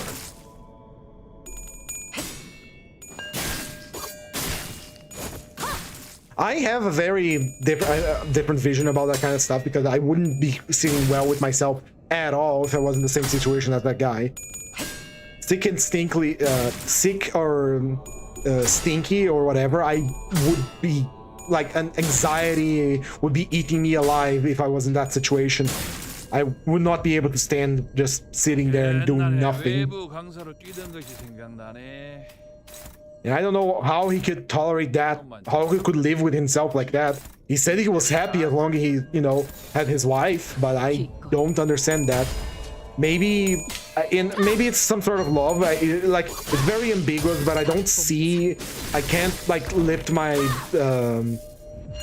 suspension of disbelief to see that his wife actually loved him. But maybe he did, maybe she did, maybe she didn't. Who am I to question? I'm single, I'm 30 or whatever, but it's just such a weird situation, really. But I've seen that kind of tragedy all the time as well in real life, so where, you know, husband will stay with wife or wife will stay with husband when one of them fall and become like either, you know, suffers a horrible accident and have become bedridden forever or something similar. So it's not impossible, but that situation there, with no context about their previous relationship, how they came together and became wife and husband, it's kind of hard to imagine, like, why did she keep this little emaciated goblin living in her, like, the side room of her apartment? Because that's literally what the book he's saying was. He was a little, I guess he was a painting goblin, like the one Sims post, or he, I don't know, she just kept that goblin around for no reason.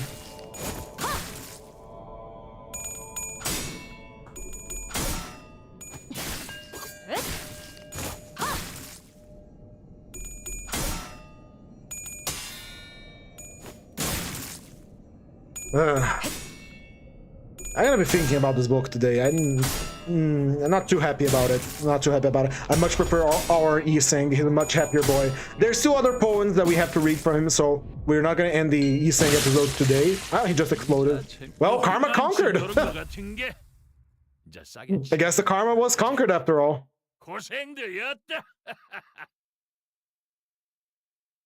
All right, we're not going to enter floor 10, sorry. So let's check out that damage. 48,000 damage, took 1,000 damage. Hello, Donatcatelli. You missed the entirety of The Wings by Yi-Seng. We sat down, we read all of the book by Yi-Seng, the book Yi-Seng is based off, but you can always watch back the stream. It was an interesting read.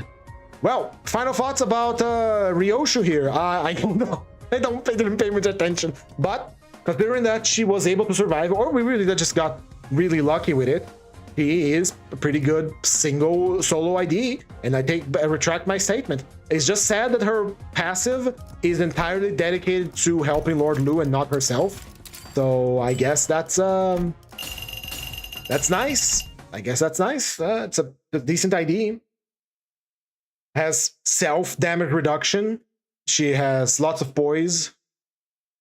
Yeah, again, Donatcatelli, once the stream is over, you can check on the channel. The stream will be there. You can rewatch it if you want. It's an interesting book. I'll say that much. And it's weird to say this, and I mentioned this before, but Limbus company Yiseng is much better than the book Yiseng. Anyway, let's finish looking up Yiseng's like past here. Yiseng, the author. So, 1932, Yiseng's uncle King Yonpil, who had raised him and supported his education, died of an aneurysm. Yiseng continued to publish his Japanese writings in Chosun and architecture, including the Architecture Infinite Hexagon series and Publication Law. 1933, worsening tuberculosis made it impossible for Yiseng to continue work for the Governor General. He resigned from his position and went to recuperate at a country hot springs resort. While there, he met a Yiseng Korean courtesan named Kum Hong. They returned to Seoul together, and Yiseng opened a cafe in the downtown area in June. The cafe was named Jebi, a Korean word for the bird swallow. Kum Hong and Yiseng lived together briefly. A literary group known as the Kyung Ho was formed around August in Seoul, and Yiseng befriended core members of that group who frequented his cafe. At this time, with the help of Kyung Ho members, Yiseng published his first Korean poems like Flowering Tree and This Kind of Poetry in the magazine Catholic Youth. He was later welcomed into the group as a core member. Kyung Ho, which translates to the Circle of Nine, was a 9-member group of poets and writers who wrote in vastly different styles about a variety of concerns. The group was since been recognized as the primary gathering of literally Korean modernists. No, you didn't miss the string, Donis Catelli. It's all of these strings that I do here are saved on the YouTube channel. You can go there, access the playlist with my daily strings, and you can rewatch the string. Anyway, hold on. The Circle of Nine, the group was gathering literally more Korean modernists. All right. 1934, Yiseng began to serialize the Crow Eyes View poems in the newspaper Chosun Central Daily, where one of the Kyung Ho members worked as the editor of the art section. It was his most daring publication yet, especially due to the highly experimental nature of the pieces, due to protests and harsh criticism from the readers, which include "Stop this madman's ravings." The serialization was stopped at the 15th poem, even though 30 poems were planned to be published. Yiseng later addressed his detractors in an unpublished editorial. Why do you all say I'm crazy? We're decades behind others and you think it's okay to be complacent? Who knows, I might not have enough talent to make this happen, but we really should be repenting for the time we waste dicking around. Wow, like that? I am of different stuff than those gangs who think they're poets after writing a few here and there. I sweated picking these 30 poems out of 2,000 pieces that I wrote between 1931 and 1932. I am sorry that after I began the series with a dragon's head, I won't even be allowed to attach a snake's tail, let alone a rat's tail, after so much rebuke and criticism. It was my mistake that I briefly forgot the stuffy rigidity of newspapers, but I still bow in gratitude to my friends Yi Tai-jun and Pak Tai-won for their support. I feel that this is for a foreshadowing of my new path, but I will not bow to anyone. I picked this wasteland where I can hear no echo of my howl. I won't ever try something like this again. Sure, there is always some other method, but for now, I will let this be. I will study quietly for a while and in my spare time try to cure my insanity. 1935, Yiseng's cafe was forced to close due to financial difficulties, and Kum Hong and Yiseng ended their relationship. Yiseng opened a few other cafes and bars around Seoul afterwards, but none of them proved successful. After failing at all his business attempts, Yiseng went on a trip to Songchon and Incheon. During this time, he wrote 2 essays, A Journey into the Mountain Village and Ennui. While we're both based on this trip, the first piece was serialized in a newspaper. The second was published posthumously by his friends. After returning from his trip, with the help of his friends, Yiseng started a job at a print shop that was run by his friend's father. After heightened censorship by the Japanese government and numerous arrests of his core members, KPAF was disbanded. 1936, Yiseng published Kyung Ho's first and only issue of the literary magazine Poetry and Fiction while working at the print shop. He also published the short stories Spider and Spider Meet Pigs and Wings, and finally gained critical acclaim and attention from the literary community at large. He continued to publish his poems in newspapers and magazines. 1936 was his most prolific year. In June, he married Pyeon Tong-ring. He began his married life in Seoul, but around the end of October, in search of a new literary world, he traveled to Tokyo. Early that year, Yiseng's younger brother sister eloped with her lover and left Korea and moved to China. Yiseng later published his letter to his sister, simply titled A Letter to My Sister. In Tokyo, he met Korean poets and writers who were publishing the literary magazine Tree for Literature, which had a strong avant-garde bend. I Wed a Toy Bride was published in it. It would be his last publication in life. In 1937, in February, Yiseng was arrested by the Japanese police in Tokyo for ideological crimes and was questioned and jailed for a month. His tuberculosis worsened to a point of no return, and he was moved to Tokyo Imperial University Hospital. On April 16th, Yiseng's father and his grandmother passed away. On April 17th, he died in the hospital at the age of 27. His last words are purported to be either, "I want to smell lemon," or "I would like a slice of melon." His wife was with him after traveling for Korea upon hearing that he was in critical condition, and she cremated his remains and brought them back to Korea. His ashes were interred in the Miyari cemetery, and their whereabouts have been lost. How sad. I'm giving out a pass to break the book of choice I've forgotten. Have fun. Our responsible clause shows up. Thank you, Bina. He's saying, I want to compare this to 20 call I just ate a burger. Yeah, he has some interesting things. All right. So it has been 2 hours. This document, if Yiseng selected work, has 260 pages, including poems, and I assume the wings are here too. So we're gonna skip the wings as we have already read the wings today. So tomorrow we are going to continue this document and, learn more about our boy, Yiseng. It looks the same, right? It's uncanny how well they look, right? How similar they look. All right, so that's it for today's stream. Thank you all so much for sticking around as I read this book about a chud wanting to live in his chud cave while his wife was a prostitute drugging him, because that was the book was all about. If you enjoyed the stream, please recommend it to your friends, and if it did not, please recommend it to your enemies. If you really like the stream, leave a like, a comment, subscribe, or follow on Twitch, and thank you all so much. Again, if you liked the reading of the book, I will continue doing these readings. I still have to structure this a little better, because if I'm going to study an ID, and then I'm going to be reading a book during the entire stream, I can't look at the book and the game at the same time, unless I do some monkey around and put the book on the middle here while I have the game on the back, and I can, play and read at the same time without sacrificing one or the other. So if you like the story, please leave a comment on the stream, leave a like. Please follow me on Twitter as well, because that's where I post stuff I'm going to be doing here on the channel. With that said, thank you all so much. Sweet kisses and goodbye.